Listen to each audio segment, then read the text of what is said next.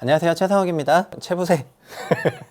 최상욱의 부동산 세미나 시작하겠습니다. 네이버 프리미엄 컨텐츠에 올라온 칼럼을 토대로 그 세미나를 하고 있는데요. 칼럼에는 좀 텍스트로 된 좀 더 자세한 글을 보실 수가 있기 때문에 영상으로도 조금 부족하시면은 칼럼으로 가서 보시면 좋을 것 같습니다. 그리고 들어가기 앞서서 이제 이번에 글을 쓰게 된 배경은 최근에 모처에서 수행하는 그런 2030 세대를 위한 소위 톡 콘서트에 나와달라는 그런 요청을 받았습니다. 근데 사실 저는 20대, 30대 앞에서 부동산 시장을 얘기를 하는 게 되게 좀 부담스러워요. 왜냐하면은 기본적으로 20대, 30대는 특히 20대는 돈이 없잖아요. 그래서 나도 없었어! 저도 없었고. 그래서 지금 20대들이 뭐 무슨 돈이 있어서 집을 사냐 뭐 약간 이런 생각이어가지고. 그리고 20대, 30대 때는 이렇게 돈 얘기를 하는 게 그때는 그렇게 또 뭐 썩 내키지가 않더라고요. 왜냐하면 나는 막 꿈에 불타올라가지고 그 다음에 어떻게 뭐 일과 실력과 내 커리어를 위해 가지고 앞으로 막 나가고 싶은데 저쪽에서 나이 많은 아재들이 돈 얘기하니까 그게 되게 그 당시에는 한심해 보이더라고요. 그래서 저도 진짜 저 사람들 진짜 세상 한심하다. 역시 나이 먹은 기성세대는 저렇게 되는구나. 나는 저런 세대가 되지 말아야 되겠다. 이런 게 제 2말 3초 때 전반적인 사고관이었거든요. 제 사고관의 변화를 갖고 온 거는 아시는 분은 아시겠지만 그렇게 열심히 제 커리어를 밝혀가면서 제 전공을 쌓아서 열심히 일해가지고 돈을 모았는데 그렇게 모은 돈을 가지고 또 돈이 좀 생기니까 투자해야 된다 그래갖고 좀 투자를 했었다가 그게 대박 손실이 나면서 지난 4년 동안 5년 동안 내가 열심히 돈 벌었는데 그 돈이 거의 다 날아가니까 뭐 난 도대체 뭘 잘못한 건가 이런 생각들이 되게 많이 들고 그 다음에 좀 뭔가 자산 시장을 좀 공부해야 되나 이런 생각이 되게 많이 들더라고요. 그리고 사실은 국내에서 일만 열심히 하고 또 회사 일이 바쁘면은 다른 데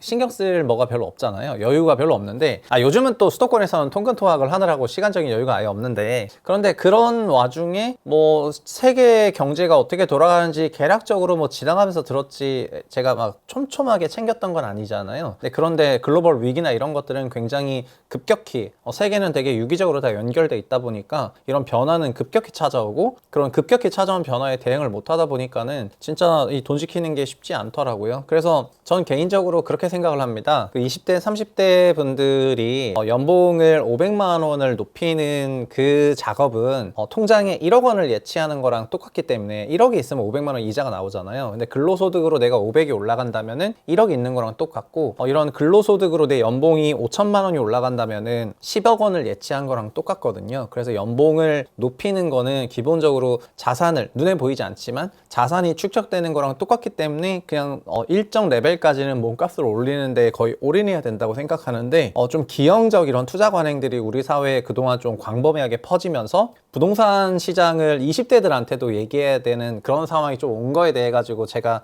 굉장히 많이 불편하더라고요. 그래서 그날 그 자리에서는 부동산 뭐 전망 앞으로 어떻게 된다 이런 세미나를 하지 않고 그냥 제가 유튜브에서 많이 했던 그런 수도권 과밀화의 명과 암에 대해서 조금 다뤘고요. 그리고 저도 이제는 뭐 기성세대라고 하면 기성세대인데 기성세대로서 그 현재 지금 우리나라 부동산 시장이나 아니면 도시구조가 이렇게 된 데에 대한 그런 어떤 잘못된 점이 있다는 거를 좀 알리고 싶고 그런 얘기를 좀 했습니다. 그래서 오늘 컬럼을 전체적으로 한번 봐볼게요. 수도권 과밀화에 따르는 가장 큰 부작용이 다들 아시겠지만 바로 낮은 출산율입니다. 이거는 한마디로 말하면은 30년이나 60년 후에는 대한민국 소멸되는 그런 이슈이고 마치 어떻게 보면은 지구온난화랑 되게 비슷한 그런 주제라고도 할 수가 있을 것 같습니다. 높은 주택 가격도 과밀의 영향이거든요. 그래서 높은 주택 가격이 출산율 저하라기보다는 높은 주택 가격도 출산율 저하로 영향을 주지만 사실은 수도권 과밀이 높은 주택 가격을 낳았고 수도권 과밀이 높은 경쟁 압력을 낳았고 수도권 과밀이 너무나 많은 통근통학 시간으로 인한 시간 부족 세대를 낳았고 또 이런 수도권 과밀이 지방 소멸을 낳은 거고요. 그리고 수도권 과밀이 근본적으로 출산율 저하를 낳게 된 것이죠. 시간 부족하고 그 다음에 경제 생활을 하기 위해서는 나를 챙겨야 되는데 자녀를 낳는다는 거는 내가 희생해야 되는 거고 이게 남자 여자로 가서 젠더로 갈등으로 가기도 하지만 근본적으로는 내가 내 삶을 올곧이 챙기기도 힘든 게 수도권 수도권 삶인데 거기서 이제 배우자를 만나고 또 혼인하고 출산하고 이런 굉장히 어려운 과정, 그리고 출산으로 끝나는 게 아니라 또 보육을 해야 되는데 그런 부분까지 생각하면 이게 굉장히 어렵거든요. 근데 많은 분들이 수도권 과밀했다 이렇게 얘기하면은 다른 나라는 더 심하다 이딴 얘기를 한단 말입니다. 제가 자주 하는 얘기가 우리나라 수도권 거주 인구는 우리나라 수도권 거주 인구랑 그 나라 국가 총 인구를 따졌을 때 50% 넘는 나라가 세계에 없습니다. 그리고 우리나라는 수도권이 만들어내는 GDP 규모가 우리나라 전체 GDP의 절반 정도 되는데 이런 나라도 없어요. 일본이든 미국이든 특정 권역에서 만들어내는 그 RDP라고 하는 게 그 나라 총 GDP의 절반에 육박하는 나라는 없고 한국은 이게 넘고 있다 이렇게 말씀을 드리겠습니다.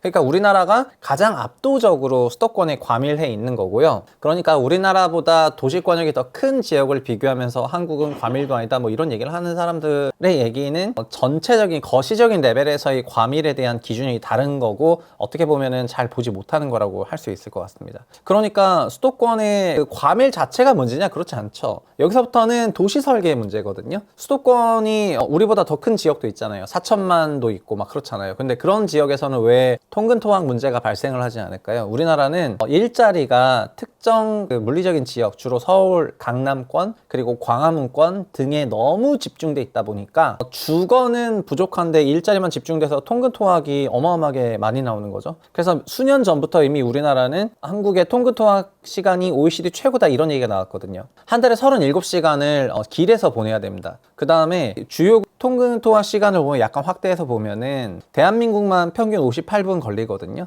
대한민국 58분 걸리고 그 다음에 OECD 평균으로 28분 정도 걸립니다. 미국은 뭐 땅덩이가 넓어서 20분 정도 걸리고 일본이 과밀이 많이 돼서 일본도 40분 정도 걸리거든요. 근데 우리가 훨씬 더 많이 걸립니다. 그리고 우리 수도권은 몇 분인 줄 아십니까? 수도권은 거의 75분 걸려 편도에. 그러니까 하루에 150분이면 거의 3시간인데 3시간을 길거리에서 써야 돼요. 이게 우리나라 사정이거든요. 그래서 이런 사정을 가지고 있는데 GTX 건설하면 괜찮아지냐? 그렇지 않죠. GTX 전에 신도시가 건설되고 그 다음 GTX가 건설되는 거다 보니까 또 이 이후에 엄청나게 많은 신도시들이 건설될 될 예정이고 그러면 또 굉장히 많은 과밀이 생기고 그럼 또 GTX도 캐파가 부족해지는 그런 순간이 또 올 거예요. 그러면은 국가 인구비 과중한 수도권 집중, 과밀에 수반하는 도시 구조가 실패, 이게 너무 집중해 있기 때문이죠. 그래서 수도권의 평균 통근토학은 OECD 3배 이상 75분.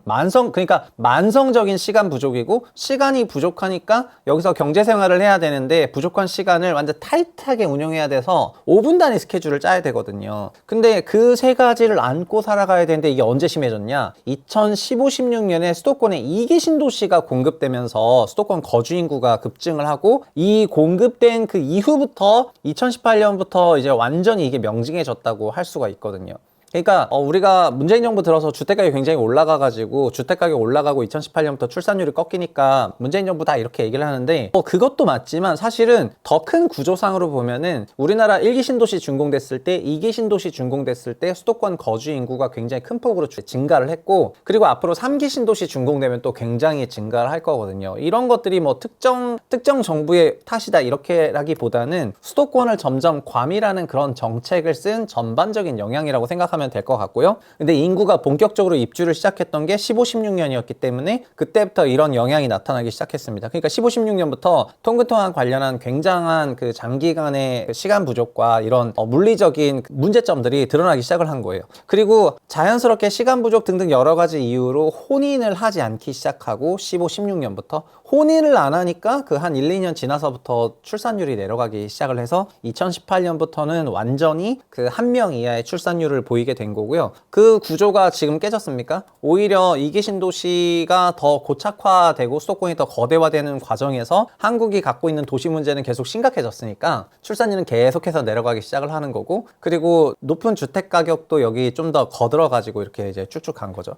근데 이제 여기 또 3기 신도시가 공급 예정이잖아요. 그러면은 3기 신도시가 공급될 2030년대를 생각해 보면은 와 그거는 그러니까 엄청나게 아찔할 수가 있다 이렇게 생각을 할 수가 있을 것 같습니다. 그러니까 뭐다? 그 수도권에 있는 어떤 도시 구조의 변경 없이 그냥 주거용 신도시들이 계속해서 건설되는 것은 우리나라 평균 통근토학 시간을 계속해서 길게 만들 것이고요. 그리고 계속해서 길게 만들어지는 그런 통근토학 시설과 통근토학 시간과 그런 과밀은 결국은 이런 출산율 제고에는 후에는 아무런 도움이 안 된다는 거예요. 결국 뭐냐면은 정해진 미래로 가고 있다는 겁니다. 무슨 미래? 우리나라가 사라지는 미래. 자, 그러면은 이 합계 출산율 0.7명의 의미가 뭐냐, 이런 걸 얘기를 해보면, 합계 출산율 0.7명이라는 거는 남자 100명, 여자 100명이 있어요. 이게 뭐 100개의 가구를 만들었다 해볼게요. 남녀 가구, 결혼하든 말든 일단 만들었어요. 그러면 합계 출산율 0.7은 여기서 70명이 태어난다는 거를 말해요. 70명이. 그러니까 다음 세대에 70명이 태어나는 거죠.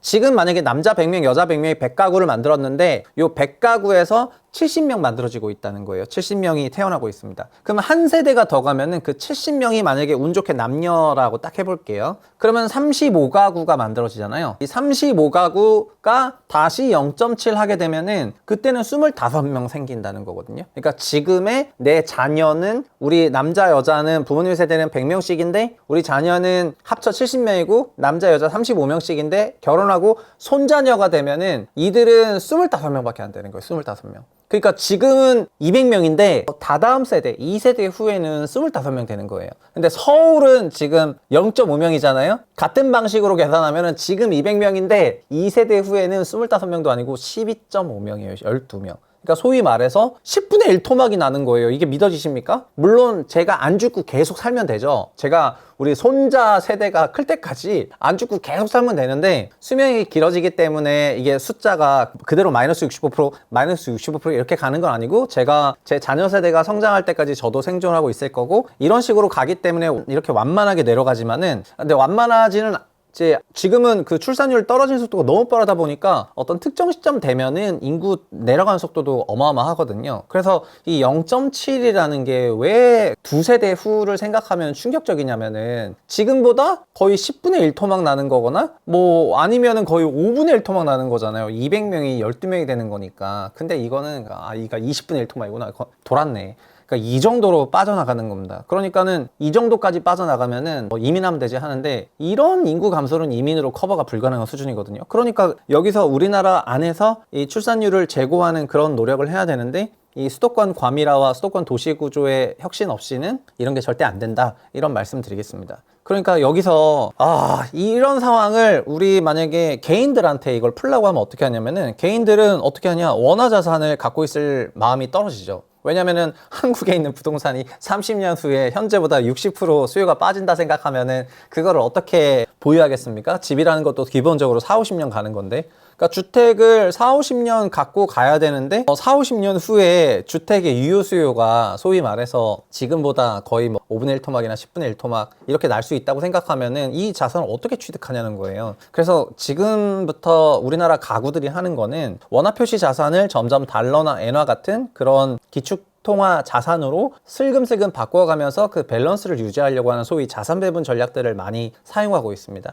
나라가 자산 배분하라고 하는 게 아닙니다. 그 민간 그 소위 시장에서 원화 자산 말고 그 달러나 엔화 표시 자산 같은 것도 갖고 있어야 되지 않겠냐, 이런 얘기를 하면서 자산 배분을 얘기를 하고요. 그리고 원화 부동산 자산 처분하고 같은 가지로 부동산도 달러나 엔화 표시 부동산 자산을 취득하는 형태로 자산 밸런스, 자산 리밸런싱을 해라, 자산 배분 전략을 써라, 이런 얘기들이 나오는 거거든요. 그리고 일부에서는 자산이 굉장히 많은 상위 가구에서는 뭐 해외 이민을 한다던가 아니면 외국에 거처를 마련한다든가 하는 형태로 솔루션을 하게 되거든요. 그리고 상식적으로 생각했을 때 지금 200명 살다가 70명 살게 되면은 굉장히 많은 부분이 공실로 바뀌고 여러 가지 서비스 기능들이 부재하게 될 거 아니에요. 그 서비스 기능들의 부재는 점점 어린이집부터, 그러니까 영유아 보육시설부터 초등학교부터 중고등학교부터 대학교로 이렇게 오면서 시설이 비어져 나가는 것이 티가 나게 될 거고, 그리고 우리가 누리고 있는 많은 공공 여러 서비스들도 이제 비어 나가게 될 겁니다. 그리고 군대도 요새는 문제인 거 아시죠? 그 지지난주 뉴욕타임즈 사설에서는 30년 후에 북한이 지금처럼 출산율 유지하면 우리나라랑 인구가 역전돼 가지고 북한이 침공할 수도 있다, 뭐 이딴 말을 했는데, 그게 군대 인원이 너무 부족해진다는 거 아닙니까? 지금 우리 때는 100명 갔는데 우리 밑은 35명 갈 거고 그 밑은 12.5명 갈 거잖아요. 그러니까 군대 역시 굉장히 부족해지는 거고, 물론 그때 뭐 군 로봇화 등등 여러 가지를 하겠지만 어쨌든 이 사람이 부족한 데서 만들어지는 그런 문제들이 광범위하게 발생할 그런 생각이 되거든요. 근데 여기서 또 소위 사회의 그런 모범이 돼야 될 그런 가구들이 요새는 막 원정 출산을 다시 엄청나게 많이 하고 있습니다. 지금 원정 출산 브로커들이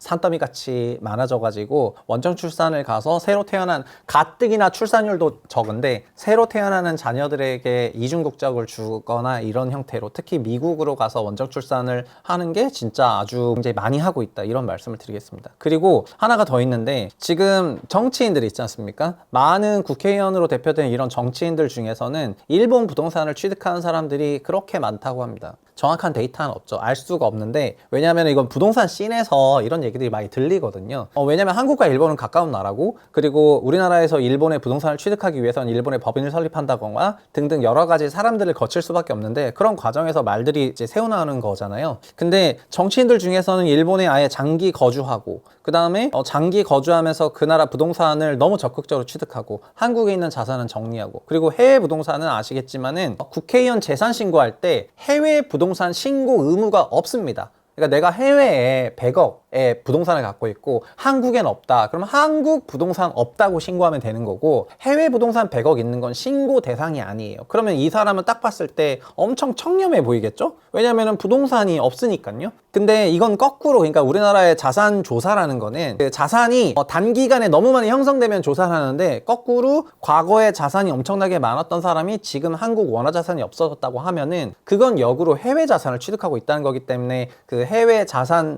그러니까 과도한 국내 자산 위축에 대해서도 소위 국회의원들은 조사 대상이라고 저는 생각을 하거든요. 근데 여기 신고 대상도 아니에요. 그러니까 국회의원들은 진짜 맘 편하게 해외 부동산을 취득하고 해외 자산을 취득하고, 그러면서 자산 신고에서는 빠지고 얼마든지 청렴결백한 척 할 수 있죠. 그래서 이런 움직임들이 결국에는 시장들에 슬금슬금 영향을 주기 시작할 거고, 이런 영향을 받은 사람들은 원화 부동산 자산 처분하고 달러 엔화 부동산 자산 취득하고, 원화 자산 처분하고 달러 엔화 자산 취득하고 할 겁니다. 이게 그러니까는 적당한 수준의 자산 배분 전략상의 자산 배분이 아니고, 그러면 좋은 거죠. 그거는 뭐 아무 문제가 없다고 생각합니다. 그러니까 뭐든지 적당한 거는 사실 문제가 없는데, 이게 과잉으로 났을 때는 그때는 진짜 그냥 뭐 진짜 심각한 문제가 이뤄지는 겁니다. 그래서 우리나라 기업들도 해외로 공장을 짓잖아요. 그러니까 상식적으로 생각해 보세요. 기업의 소유주예요. 내가 제드래곤이에요. 내가 제드래곤인데 다음 반도체 세대 라인을 우리나라에 짓고 싶은데 우리나라 인구 출산율 감소가 너무 심각하대.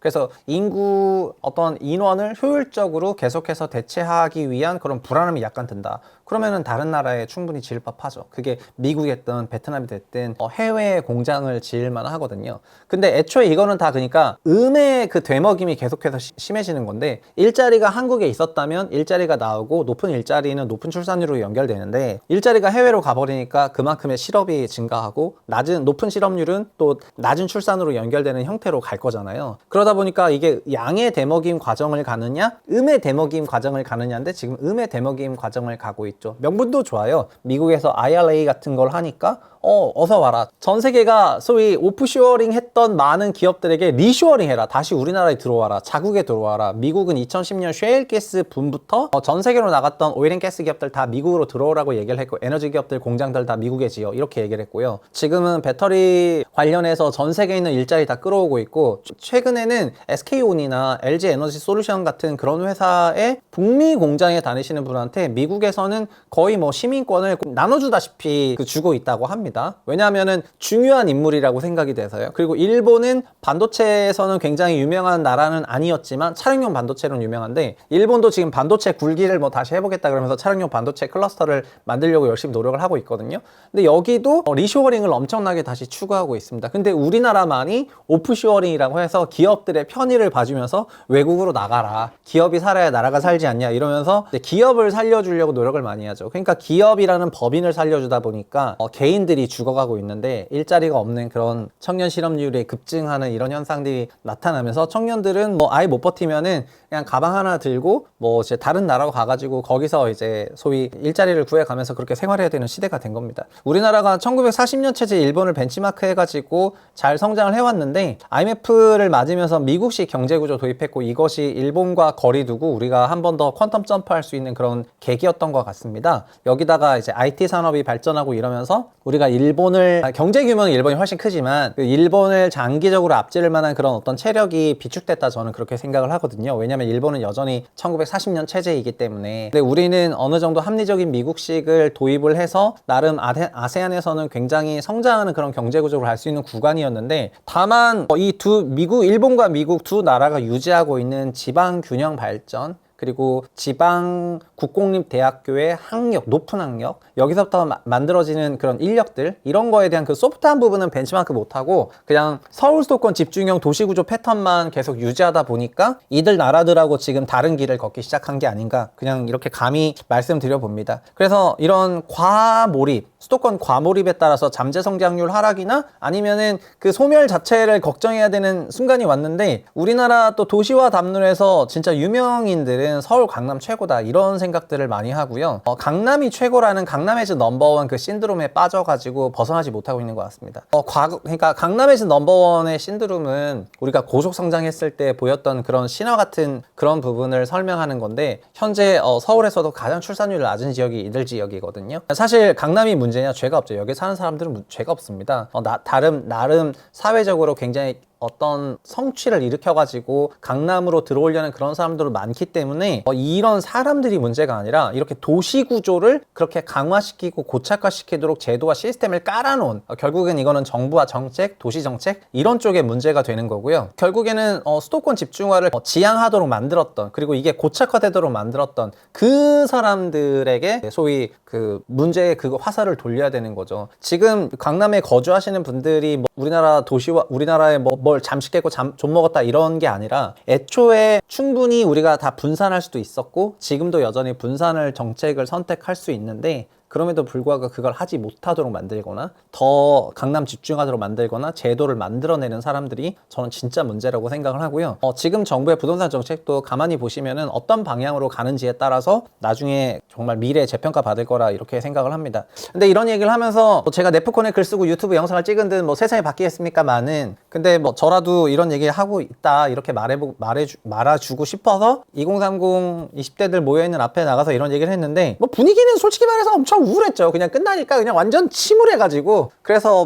춤이라도 춰야 되나 이런 생각을 했었는데, 근데 어떡하겠습니까? 그래서 솔직히 말하면은 저는 근데 컨텐츠가 좀 세상을 바꿀 수 있다 이렇게 생각을 하거든요. 그래서 앞으로는 어떤 생각을 갖고 있냐면은, 주간 뉴스를 전달하는 그런 스트리밍 컨텐츠도 하겠지만, 제가 분석왕에서 했던 것 같이 굉장히 그런 수준 높은 컨텐츠, 웰메이드 컨텐츠를 만들어서 제 채널에 계속해서 업로드를 시키고, 그런 컨텐츠를 통해 가지고 생각들을 바꿔놓고 싶어요. 그래서 제가 유튜브 하는 거는 그런 목적에서 한다는 그런 말씀을 드리겠고요. 그래서 저라도 열심히 노력해 보겠다 이렇게 말씀드리겠습니다. 사실 해외에 나가서 살아보면은 이제 이게 해외 생활 되게 불편하지 않습니까? 외국 생활이 불편한 거는 말이 다른 것도 있지만 관습, 문화, 관행 이런 게 다 다르기 때문에 엄청나게 불편한데, 외국인으로서 외국에 산다는 게 진짜 쉬운 건 아니거든요. 우리나라가 죽일 둥 살둥 하지만은 결국 한국 사람들끼리니까 서로 친하게 살 수도 있는 거고 얼마든지 사이좋게 살 수가 있는 건데, 우리가 외국 나가야 된다고, 우리나라가 소멸될까봐 외국을 나가야 되나 이런 생각 자체가 얼마나 스트레스풀한 그런 상태입니까? 그러니까 이거에 대해 가지고 문제점을 제고하고 해결하고 이렇게 소위 권력들이 이런 노력들을 해야 되는데, 지금 권력들은 그런 노력도 안 하잖아요. 그래서 전 진짜 출산율 제고나 이런 도시구조 재생이나 이런 쪽으로 얘기하지 않는 정치인들은 다 잘라야 된다 생각하고요. 그리고 직업 정치인들 진짜 거의 다 옷 벗고 나가야 된다고 개인적으로 생각하고 있습니다. 거의 정치병에 걸려가지고 계속 정치만 하는 소위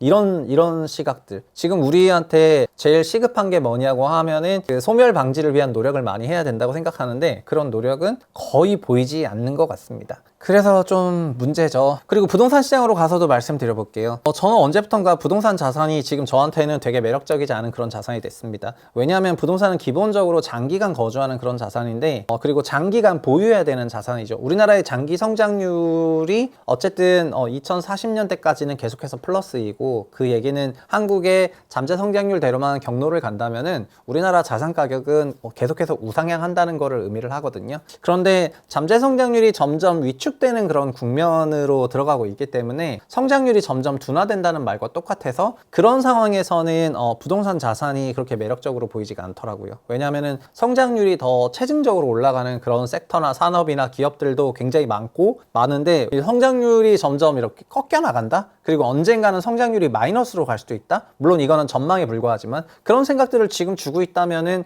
30년, 40년씩 갖고 있어가지고 특히 재건축 같은 거 사면은 막 12년씩 갖고 있어야 되잖아요. 그런 오래된 정비 사업에 어떤 마음을 가지고 그거를 매수를 해야 될 것이며 지금 지어지고 있는 집이 끝나고 났을 때는 다음 세대 정말 재건축이 될까? 제가 소름 공식을 만들어서 시장에 전달해 드리고 싶었던 메시지는 우리나라 주택 가격은 미래의 재건축을 다 반영한 주택 가격이거든요. 근데 미래의 재건축이 없다고 한다면은 주택 가격은 전세 가격이 돼요. 소름 공식은 그걸 묘사하고 있잖아요. 전세 가격이라는 건 현재 실존하고 있는 주택의 전 임차료의 현금 흐름과 똑같고 그게 전세보다 몇 배, 전세 2배인 이유거나 전세 1.6배인 이유는 그 플러스 0.6배, 플러스 100 이런 값은 미래에 지어질 주택의 임차료를 할인한 거잖아요. 결국 이거는 재건축을 반드시 전제하고 있는 건데 지금 재건축이 앞으로 이런 우리나라 상황에서 반드시 된다는 보장이 있을까? 이렇게 생각을 한다면은 잠정적으로 이 주택의 밸류에이션이 좋게 나가기가 어렵거든요. 그래가지고 이런 국면에서는 저한테 그런 매력을 주지 못하고 있다. 그렇게 말씀드리겠습니다.